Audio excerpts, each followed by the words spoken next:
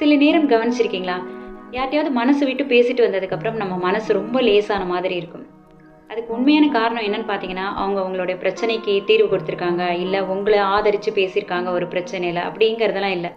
இதையெல்லாம் தாண்டி நீங்க சொல்ல வந்தத எந்த விதமான குறுக்கீடும் இல்லாமல் சரியான புரிதலோட அவங்க கேட்டிருக்காங்க.